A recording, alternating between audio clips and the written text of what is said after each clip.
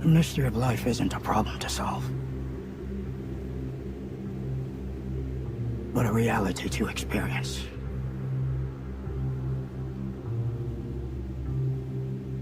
A process that cannot be understood by stopping it. We must move with the flow of the process. We must join it. We must flow with it.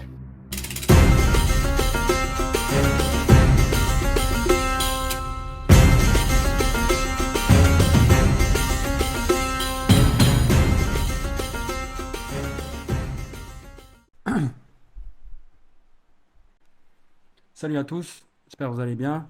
Au fait, si vous entendez du bruit un peu en arrière-fond, c'est parce que là, en ce moment, il fait à peu près 30 degrés. C'est la fournaise en ce moment. Et du coup, j'ai deux ventilos qui m'envoient du vent. Donc, si vous entendez un bruit de fond, je vais essayer de faire en sorte de le supprimer un maximum. Si vous vous souvenez, à la fin de ma vidéo, j'ai parlé de trois grands thèmes qui vont régir ma vie dans les prochaines années. La liberté, la vérité et Dieu. Et aujourd'hui, je lance un nouveau projet qui va parler de la première notion, la liberté. J'ai l'honneur et le plaisir de vous annoncer le projet Hurriya. حرية.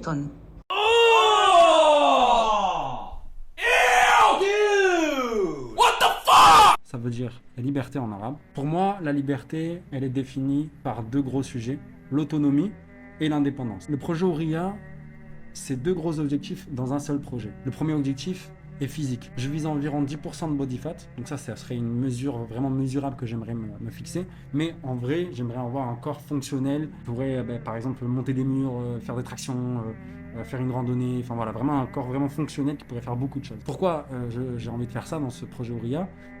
Tout simplement parce que pour être libre, si on ne peut pas bouger son corps comme on le souhaite, c'est nul en fait. Tu vois. Si on n'a pas une bonne santé, pourquoi être libre? Ça sert strictement à rien. Quand je vois que des fois je suis essoufflé rien qu'en montant les escaliers, je trouve ça pas ouf quand même à mon jeune âge d'avoir ce type de problème quand même. Même si je vise 10% de body fat, ce qui va faire que j'aurai un physique quand même, on va dire un minimum sec et attrayant, j'espère. J'espère. Je veux un corps, en plus d'être esthétique, performant. Je vais être en bonne santé de manière générale quoi. Et le deuxième objectif, il est financier. J'aimerais me constituer un revenu de 10 000 $ par mois net. Et ça, dans les prochaines années. Alors qu'on soit d'accord, avant que vous bondissiez sur votre fauteuil, je suis pas du tout obsédé par l'argent. Vraiment pas du tout. Si je m'écoutais, vraiment si je m'écoutais, moi je ferais Road to Morocco toute ma vie. C'est-à-dire sac à dos, je voyage dans le monde en marchant, je lis des livres et je rencontre des gens exceptionnels. Voilà. Ça serait ça ma vie jusqu'à ma mort quoi. Mais récemment, j'ai des contraintes qui font que je suis un petit peu obligé de faire ça aujourd'hui. Aujourd'hui, en gros, on va dire que mes objectifs ont changé, tout simplement. Et il y a des choses qui me poussent à me dire, allez, il faut faire de l'argent, il faut que tu te bouges les fesses. Pour beaucoup, je sais, 10 000 $ par mois, c'est beaucoup, beaucoup d'argent. Et pour moi, ça l'est encore un petit peu, je vous avoue.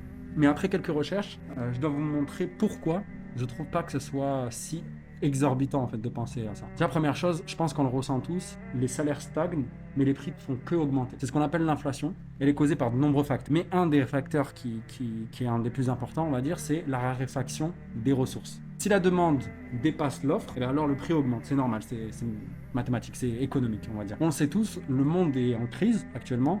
Beaucoup de gens disent qu'après 2030, le monde risque de partir en cacahuète, en quelque sorte, ou du moins il y aura beaucoup moins de ressources, du coup on va devoir rentrer dans une phase de sobriété. Selon moi, on devrait perdre environ 30% de notre niveau de vie, et ça quelle que soit ta place dans l'échelle sociale. 30% tu vas manger dans les dents, c'est sûr et certain après 2030. Sûr. En d'autres termes, c'est la fin de l'abondance. Et pour ceux qui doutent encore de l'impact de l'inflation dans nos vies, je vais vous exposer quelques petits chiffres pour que vous puissiez un peu avoir en tête de quoi il s'agit.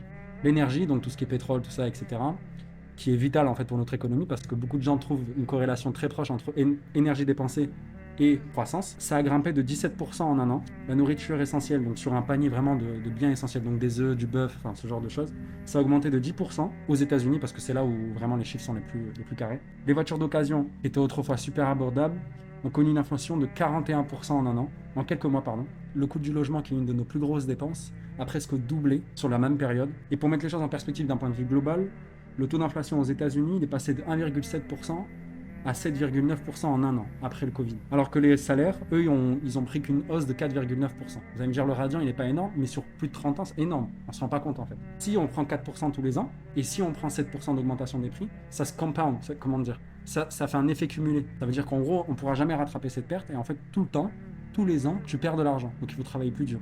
tout le temps. Et en gros, pour vous donner une image, qu'est-ce que ça signifie en fait, toute cette inflation? Qu'est-ce qu'elle signifie? Moi, mon grand-père, il était militaire.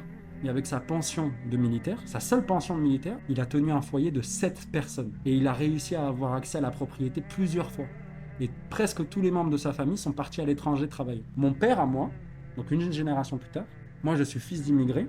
Mon père, il a eu 2 emplois pendant super longtemps. Il a tenu un foyer de 5 personnes et il a eu accès à la propriété que très récemment, en faisant des économies toute sa vie. En d'autres termes, le monde de mon grand-père est révolu. Ça n'existe plus un mec qui va juste au travail avec son seul salaire, il permet de faire vivre en fait toute sa famille, quoi. En gros, travailler dur ne suffit plus. Avoir 2 jobs comme l'ont fait nos parents, ça suffit plus. Aujourd'hui, il faut créer du levier. En gros, il faut travailler intelligemment. Et c'est en regardant ces chiffres et en faisant cette analyse que je me suis rendu compte que 10 000 $ par mois net, c'était pas quelque chose de si exorbitant de ça, surtout dans les prochaines années où on va arriver. En fait, en soi, je vais travailler pour avoir 10 000, mais j'aurai peut-être que 5. Vous voyez ce que je veux dire? En gros, l'économie change et c'est surtout pas en notre faveur, on va pas se mentir. Les statistiques le montrent et mes expériences personnelles encore plus. Et en plus de ça, l'histoire de ma famille le prouve en fait. Quand je regarde en arrière, je me rends compte bien qu'il y a quelque chose qui cloche tout simplement. Mon point de vue sur l'argent, vous le savez déjà, moi je m'en fous un peu de l'argent. Mais pour moi, c'est pas un moyen d'acheter des choses et de me régaler. C'est vraiment pas ça. Moi, l'argent, c'est la liberté. Ça veut dire en gros, c'est la liberté de choisir, de vivre normalement. En fait, l'argent, c'est un simple outil quand on y pense vraiment. C'est un outil qui te permet d'accéder à beaucoup de choses. Et notamment la liberté. Alors tous mes potes marxistes vont nous cracher à la gueule en disant « Mais non, t'es un connard, bref. » On est dans le capitalisme, on assume. Tu vois, on est comme ça, on assume.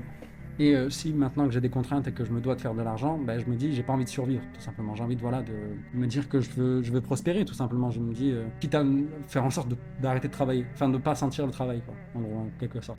Et ça fait une super transition parce que du coup où j'en suis là actuellement. Sur le plan physique, là je dois dire qu'actuellement j'ai fait des progrès qui sont vraiment significatifs. Il y a quelques semaines, j'ai fait un jeûne liquide, donc ça veut dire que je n'ai pas mangé pendant plus de 5 jours, j'ai bu que de l'eau et quelques petits suppléments pour ne pas perdre la tête tout simplement. J'ai filmé jour par jour ce jeûne, donc si vous voulez que ça vous intéresse de comment ça s'est passé, n'hésitez pas. J'ai arrêté de fumer, j'ai changé de diète, j'ai repris la salle de sport. En gros là, actuellement, en quelques semaines, j'ai dû perdre entre 5 et 4 kilos, en 3 semaines peut-être. Et là, je vais bientôt arriver aux alentours de 20% de body fat, donc il me restera que 10 à aller taper. Donc franchement, d'un point de vue vraiment physique, ça commence super bien, je suis vraiment sur une bonne lancée. Mais financièrement, c'est une autre histoire, on va pas se mentir. Là, actuellement, j'ai environ 3 000 € de côté sur mon compte en banque et je suis dans une situation professionnelle assez délicate. Comme vous le savez, moi je suis resté au Maroc après mon voyage. Je travaille pour une entreprise marocaine là, actuellement. Mon travail il est assez simple, je dois vendre en fait une solution marketing à des entreprises au Maroc et en Afrique. Le problème c'est que mes patrons ils m'ont donné des objectifs qui sont pour moi inatteignables. Ils me demandent de signer 3 clauses avant fin septembre. Et moi je pense que c'est impossible. Premièrement, déjà le marché africain, il est 10 à 20 fois plus petit que le reste du marché mondial, ce qui fait que c'est un des marchés dans le monde qui est le plus petit en termes de PIB, ce qui fait qu'il y a moins d'opportunités de business et surtout encore moins d'argent pour pouvoir investir dans des produits que moi je vais vendre forcément. Deuxièmement, quand j'ai parlé avec des commerciaux qui eux vendent la même solution que moi, mais eux sur des marchés qui sont beaucoup plus florissants comme les États-Unis et l'Europe, ils me disent qu'ils arrivent à signer un contrat en moins de 2 à 6 mois. Ça veut dire que moi je dois signer 3 contrats en 1 mois. Et eux, ils mettent dans un marché qui est beaucoup plus gros, beaucoup plus florissant que le mien, ils mettent le double, voire le triple pour signer un contrat. Tout ça, je trouve ça genre pas juste quoi, tu vois. Et troisièmement, l'Afrique, c'est pas l'Europe. Donc ça, c'est un peu le mauvais côté et un peu la lame à double tranchant de l'Afrique. C'est que les gens sont très adorables, très gentils, très chaleureux, mais de ce fait, ils prennent pas beaucoup les choses au sérieux et ça se ressent forcément dans le business. Et du coup, quand on veut faire du business en Afrique, forcément, on va manger à un moment un mur qui fait que ça va être dur quoi, de signer des contrats. Mes patrons, ils m'assurent que si je me donne au maximum, ils me garderont dans la boîte. Mais moi, j'ai envie de dire, c'est quoi le maximum? Et quand je leur pose cette question, ils n'arrivent pas à me répondre. En gros, vous sentez très bien la banane arriver. Ils veulent me faire tourner en rond, ils veulent que je m'éclate la vie en fait tout simplement à faire leur taf, tu vois. Donc ils sont bien gentils, c'est des mecs super sympas, mais moi je reste vigilant, surtout après ce qu'ils m'ont fait. Après tout, c'est pas mes amis ces gens quoi. C'est pas mes amis, donc business is business, du coup je reste vigilant. Et j'ai donc réfléchi un petit peu et j'ai envisagé du coup 3 scénarios qui pourraient arriver dans les prochaines semaines pour moi. Alors là je vais lire mes notes un peu parce que faut que je reste concentré pour pas dire de bêtises. Alors scénario 1, je réussis à faire les clauses ou pas. Dans les 2 cas, je reste au Maroc et je travaille sur le côté pour atteindre mon objectif de 10 000 € par mois, plus la salle, etc. Donc il me faudra un nouvel ordinateur pour lancer mon activité, car à un moment ou à un autre, ce PC là sur lequel je travaille, qui est celui du travail, je vais devoir le rendre. Scénario 2, mes patrons considèrent que j'ai pas donné mon maximum. Encore une fois, il faut voir. De ce fait, j'ai plus de travail. Et là, j'ai deux options. Je dois soit chercher un nouveau travail ou me créer une source de revenus ici au Maroc. Donc, il me faudra du coup un nouvel ordinateur. Et d'après mes calculs, si je compte l'achat du PC, si je compte le billet d'avant-retour, etc., au cas où, je pourrais rester seulement 2 mois ici au Maroc avant de ne plus avoir du tout d'argent si ce scénario se concrétise. Et scénario 3, les patrons me virent. Au lieu de chercher un taf directement, je prends les devants, je rentre directement en France avec des économies, etc. Je rentre chez mes parents, je coffre un maximum d'argent et je bosse comme un taré pour me sortir un revenu en ligne. J'ai quelques idées en tête, on pourra voir comment on peut faire. Là, pour moi, c'est un vrai pur saut dans l'inconnu, mais les résultats, techniquement parlant, sont exponentiels. Ça veut dire, si j'y arrive, techniquement parlant, je pourrais avoir beaucoup d'argent et faire mes 10 000 assez rapidement. Vous allez peut-être vous dire, en fait, pourquoi tu te prends la tête? T'es avec un patron qui te casse la tête, il n'est pas correct avec toi, t'as assez d'économies, rentre en France, fais tes sous, va chez tes parents le temps de créer ton activité et reviens au Maroc. La contrepartie, elle est là, en fait. La contrepartie, c'est que si je rentre, je vais devoir subir en fait le regard de ma famille qui va se dire mais en fait il fait quoi de sa vie ce mec? Et c'est ça en fait le truc, c'est que moi j'ai pas envie de subir ça en soi. Avant de plonger un peu plus en profondeur dans tout ça, je dois vous faire une petite confidence rapide. Je tiens un journal depuis pas mal d'années maintenant. Alors je suis revenu dans mon journal il y a quelques jours et je me suis rendu compte de ça. À peu près dans cette période, je me retrouve toujours dans cette situation. Ça veut dire que je vais rentrer dans un travail qui me plaît pas, où je sens qu'on va me baiser et je me dis ok, de toute façon, allez, tu te laisses un peu de temps, tu vas travailler à côté du taf et tu vas te sortir de cette situation, etc. Sauf que plus ça avance, et plus je me rapproche de plaisir rapide, quoi. Le sucre, la clope, regarder du contenu inutile, ce genre de trucs. Et en fait, je déprime, et au final, soit j'ai un rebond où je me dis, allez, quand même, faut que tu fasses tes sous, etc. Ou soit, en fait, j'ai juste une envie de liberté de me barrer, et je me dis, pourquoi en fait je fais tout ça? Et donc, du coup, là, je vais pas vous mentir, je me sens coincé, quoi, en soi. D'un côté, je risque de me faire baiser par mes patrons, tout simplement, parce qu'ils savent parfaitement qu'en fait, j'ai pas envie de rentrer en France, et en fait, ils jouent sur ça. Et c'est pour ça qu'ils me donnent des objectifs impossibles à atteindre. De l'autre, je me dis, allez, casse-toi de ce job et trouve quelque chose de mieux, etc. Mais au Maroc, crois pas, hein, frère. Là, le taf que j'ai au Maroc, je suis dans le top 1% de ce qu'on peut avoir au Maroc. Hein. Vraiment, genre, le taf ici au Maroc, c'est pas comme en France. Hein. Et je me dis que je vais galérer, et je vais forcément aller dans un truc qui me plaît pas, et je vais perdre tout mon argent, parce que voilà, il va falloir chercher, ou je me dis, allez, je me lance dans une activité, mais je sais très bien que je vais le faire dans la précipitation, du coup, je vais le faire mal, parce que je me dis, allez, il faut que je paye mon loyer, Et je me dis, au pire, rentre, cash, au moins tu fais tes sous, tu rentres, et au moins tu reviens encore plus puissant, tu vois. Et je me dis non, parce que ma famille, elle va me regarder comme si j'étais un bon à rien, tu vois. Donc littéralement, de toutes parts, je me fais baiser là, actuellement, dans ma situation actuelle. Mais d'un autre côté, je dois voir aussi le bon côté de tout ça, tu vois. Je me sens au début d'un nouveau chapitre, je me reprends en main physiquement, et surtout, je suis confiant en ma capacité de réussir, tu vois. Bref, en soi, dans ma tête, ça tiraille vraiment beaucoup. Je vais pas mentir, ça aide pas à dormir en ce moment, cette situation. Mais je reste confiant, franchement, j'ai la foi. Et en vrai, moi, je me dis, des fois, je suis posé et je me dis, aujourd'hui, j'ai besoin juste de 1 an, un bon PC, une connexion internet, aucune mauvaise pression extérieure dans ma vie, et il y a vraiment très peu de chances que je réussisse pas à me dégager un revenu pour au moins revenir ici et être tranquille. Mais bon, la vie a fait autrement, il faut que je me débrouille là, je suis un peu à la croisée des chemins, on va dire. En gros, pour te donner une idée, pour te donner une image un peu de comment je me sens là actuellement, imagine que je suis au milieu du désert, j'ai juste une boussole pour me sortir de la merde, j'ai faim, j'ai soif, le soleil il tape, j'ai mal à la tête, mais je sais une chose, il y a une chose dont je sais que c'est vrai, c'est que la boussole qu'on m'a donnée, elle indique le bon chemin. C'est la seule chose dont je suis sûr, et c'est le seul espoir que j'ai pour me dire, allez, on peut s'en sortir, tu vois. Et du coup, mon objectif, ma boussole, en gros, en quelque sorte, c'est être en bonne santé, tenter d'être libre, essayer de comprendre la vérité de ce monde, et me rapprocher de Dieu. Ça, c'est ma boussole actuellement. Parce que quand je regarde en arrière, jusqu'à aujourd'hui, je vois une courbe. Et cette courbe, elle a des hauts et des bas. Mais elle va toujours vers une meilleure version de moi-même. Et durant toutes ces années, j'ai appris 2 choses. La première, c'est que notre bien-être, il est influencé à la fois par l'extérieur et l'intérieur. Ça, c'est 2 influences qui s'entrechoquent en gros, qui peuvent créer le meilleur comme le pire. Et c'est à toi de te barricader l'esprit pour pas que l'extérieur te bouffe et te détruise l'intérieur. Donc tu as le libre arbitre, tu peux le faire en quelque sorte. Et la deuxième, qui est paradoxale pour le coup, c'est que la liberté totale, c'est une illusion. Je le sais déjà, ne vous inquiétez pas. C'est au moins un idéal à atteindre, au pire une quête sans fin où tu deviens fou. On sera toujours, mais alors toujours contraint par des choses. Que ce soit biologiquement, que ce soit physiquement. Tu peux pas sauter et faire un bond de 15 mètres, tu vois, c'est pas possible. Et intellectuellement, surtout depuis ces dernières années où là, c'est l'hécatombe, on va pas se mentir. Mais est-ce que ça signifie qu'on doit forcément se lamenter? Je pense pas, tu vois. Moi, je pense qu'il faut essayer d'aspirer à plus, essayer de faire de son mieux et ne pas se laisser bouffer par l'extérieur. Moi, je pense que c'est ça. Surtout qu'en vrai de vrai, quand j'y pense là et que je fais le recul dans ma vie, tout va bien. Je suis en bonne santé, j'ai pas de gros problèmes. Mis à part mon problème d'argent actuellement, mon problème de subsistance matérielle, franchement, ça va. Franchement, ma vie va super bien. Je vais super bien. Si j'enlève ce problème d'argent, tout va bien dans ma vie. Je suis vraiment heureux. Et surtout, on va pas se mentir, il y a bien un truc, s'il y a bien un truc qui est pas rare dans notre monde, c'est l'argent. Alors, s'il vous plaît, restez très attentifs. Je vais vous donner un chiffre. Je veux que vous le gardiez en tête. S'il vous plaît.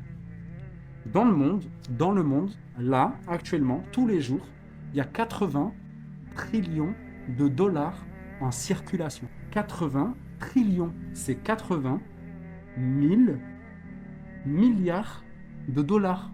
Parce que c'est une contrepartie de l'inflation. Si tout coûte plus cher, ça veut dire qu'on imprime plus de billets. Ça veut dire qu'il y a plus d'argent en circulation. Donc l'argent est de moins en moins rare. Du coup, il faut plus d'argent pour payer la même chose d'il y a 20 ans. Et juste pour vous donner un ordre d'idée, actuellement, il y a plus d'argent en circulation dans le monde que de grains de sable sur Terre. Ceux qui ont la ref, dernière vidéo, allez checker. Il y a plus d'argent sur Terre que de galaxies dans l'univers observable. L'argent n'est pas rare. L'argent n'est pas rare. Donc pour résumer ma situation actuelle, faut comprendre cette dynamique, vraiment, entre force intérieure et extérieure. Parce que moi, je pense vraiment que la plupart des gens, si on leur enlève leur téléphone portable, les influences extérieures, ils sont vraiment heureux. C'est vraiment l'extérieur qui les bouffe. Et il faut se barricader par rapport à ça. Moi, ce que j'essaie de vous dire, c'est que parfois, on est poussé dans des directions qu'on n'aurait jamais choisies nous-mêmes, de nous-mêmes. Si vraiment on serait posé, on aurait pris par exemple une feuille et on aurait choisi. Mais au final, c'est à nous de prendre des décisions avec le peu de ressources qu'on a, malheureusement, des fois, et d'essayer de pousser le bateau vers une direction qui nous plaît plus, finalement, qui nous transcende plus, on va dire. Tout en sachant, et ça, c'est le gros problème, et c'est horrible de se dire ça, tout en sachant que, dans un sens, ça ne dépend pas de nous. Et ça, encore une fois, je vous renvoie à la fin de la vidéo, la dernière vidéo. Beaucoup de choses ne dépendent pas de nous, en soi. Mais il faut se battre pour que ça change dans notre direction. Car quoi qu'il arrive, des 3 scénarios que je vous ai présentés, moi, au fond de moi, je vais rester serein. Je le sais. Si je ne me laisse pas bouffer par l'extérieur, je sais que je vais rester serein et focus. Ce que j'essaie de dire, c'est que, dans le pire des cas, c'est quoi? Je dors dehors, je l'ai déjà fait. S'il faut dormir dehors, on dort dehors. Je l'ai déjà fait. Donc je veux dire, à part l'extérieur qui va me dire « Ah, tu dors dehors, t'es nul ». En soi, pourquoi je vais me prendre la tête? Moi, je suis serein, je sais que je peux le faire. Et si j'y arrive pas, ben, en vrai, je me serais battu. Et c'est... Je pense que j'aurai un sourire si ça doit se terminer, quoi. Et du coup, le défi, si c'est pas l'argent, puisqu'il y en a beaucoup, le vrai défi, c'est contre moi-même que je vais le combattre. C'est ne pas laisser les gens rentrer dans ma tête et me faire douter. C'est ça le vrai défi. On a terminé avec cette partie, et en parlant d'influence extérieure, suite à ma dernière vidéo, Road to Morocco, j'ai été touché par vos retours. Au moment où je publie cette vidéo, on est le 26 août. Ça fait plusieurs semaines que j'ai terminé la vidéo Road to Morocco. Elle n'a pas été encore publiée, mais les personnes qui sont abonnées à moi ont eu accès en avant-première à la vidéo pour me faire des retours.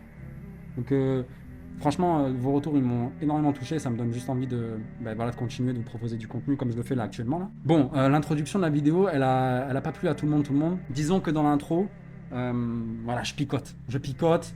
C'est vraiment pas méchant. Moi, vous savez que moi, j'adore tout le monde, j'aime tout le monde, moi. Moi, je pars du principe que voilà, c'était une petite blague, ça plaît pas à tout le monde. Donc, absensible, ça va se tenir. Mais en vrai, je le sais déjà, il y a peut-être moyen que je me fasse ban la vidéo pour ça, quoi, tout simplement. Donc, avant que je me fasse ban, allez la voir. En tout cas, ouais, cette intro, elle a picoté un petit peu, on va pas se mentir. Et du coup, pour continuer cette interaction avec vous, j'ai décidé de me lancer de nouveaux défis. Déjà, premièrement, je vais essayer de m'engager auprès de vous, à essayer de vous sortir au moins une vidéo par semaine, tous les dimanches. Et du coup, pendant cette vidéo hebdomadaire, je vais vous présenter comment j'avance, comment le projet Aurillac continue, etc. Enfin, je pourrais même vous parler des lectures de ma semaine, parce que je lis beaucoup. Je pourrais vous parler de plein de choses, quoi. Je pourrais répondre à vos questions, si vous avez des questions. Mais en gros, voilà, une vidéo bilan, voilà, toutes les semaines que je vous ferai. Et je pense même à faire une vidéo par jour sur TikTok en format court de 30 secondes, 1 minute. Le problème, c'est que ça va prendre pas mal de temps, et promis, je le ferai en français cette fois-ci. En plus, moi, créer du contenu, ça m'aide beaucoup à m'améliorer, etc. Ça permet de casser des boucles un peu dans ma vie. Et surtout, ça permet de donner aussi des nouvelles à mes proches qui, eux, se demandent un peu ce que je fais, parce que moi, je suis assez introverti. Moi, j'appelle pas la famille, les proches pour leur donner des nouvelles. Et je trouve que c'est un super moyen pour eux de savoir un peu comment j'avance, de connaître mes galères. Que aussi, je sais qu'il y a beaucoup de gens qui étaient dégoûtés que mon voyage Road to Morocco s'est bien passé. Et ils veulent voir des galères, donc je pense que là, avec ce qui arrive dans les prochaines semaines, vous allez en avoir. Et le deuxième défi, j'ai vraiment envie de tester mon corps, parce que ça fait quand même plusieurs années que je me suis laissé aller sur ce point-là. Du coup, l'année prochaine, je sais pas encore quand la date exactement, le tracé est pas encore fait, mais normalement, en 2024, je compte traverser le Maroc à vélo. C'est une façon pour moi de voir si tout simplement mon corps il est prêt. Donc du coup voilà, toute cette année ça va être du coup une préparation pour ce nouveau défi. Et ces 2 défis, quoi qu'il arrive, ça veut dire quoi qu'il arrive des 3 scénarios, je vais quand même les faire. Ça veut dire même si je dois rentrer en France, etc., je reviendrai au Maroc faire la traversée du Maroc. Si je dois perdre un nouveau taf, ben, je ferai quand même la vidéo tous les dimanches, etc. Donc vraiment, quoi qu'il arrive, je ferai cette vidéo toutes les semaines, voire même des vidéos tous les jours. Et je ferai du coup ce voyage l'année prochaine en 2024 à vélo. Et du coup pour conclure cette vidéo, qu'est-ce qui m'attend dans les prochaines semaines? Mes priorités immédiates elles sont assez claires pour le coup. Ça va être de continuer de bosser sur mon corps, faire en sorte de continuer à faire du sport, bien manger, etc.